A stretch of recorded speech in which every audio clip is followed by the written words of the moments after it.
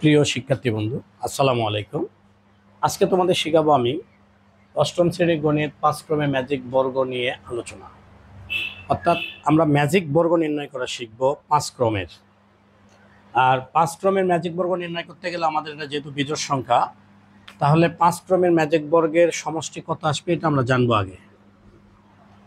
5 ক্রমের ম্যাজিক বর্গের সমষ্টি 5 ক্রমের ম্যাজিক বর্গের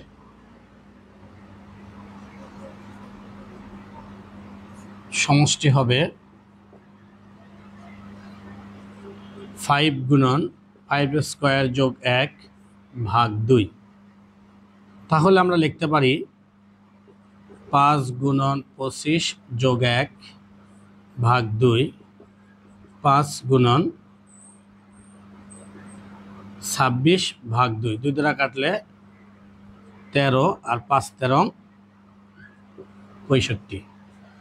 প্রিয় শিক্ষার্থী বন্ধু, তোমরা জানো যে 5 ক্রমের ম্যাজিক বর্গের সমষ্টি নির্ণয়ের সূত্র হচ্ছে,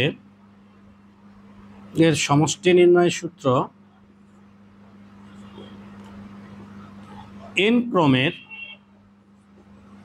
তাহলে আমরা যদি 5 ক্রমের ক্ষেত্রে যদি বলি 5 গুণন 5 স্কোয়ার যোগ 1 ডিভাইডেড 2, তাহলে এই ক্ষেত্রে আমরা n ক্রমের ম্যাজিক বর্গের সমষ্টি নির্ণয়ের সূত্র তাহলে কিভাবে নির্ণয় করব? n ক্রমের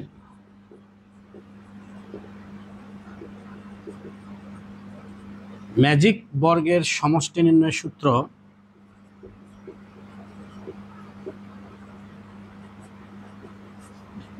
সমষ্টি নির্ণয়ের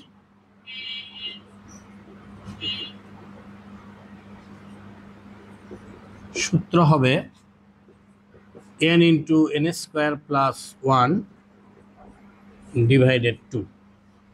এটা মনে রাখতে পারলে আমরা যে কোনো বর্গের সমষ্টি নির্ণয় করতে পারবো। n ক্রমের ম্যাজিক বর্গের সমষ্টি নির্ণয় সূত্র হচ্ছে n into n square plus 1 divided 2। এখন আমরা 5 ক্রমটা কি এটা জানবো।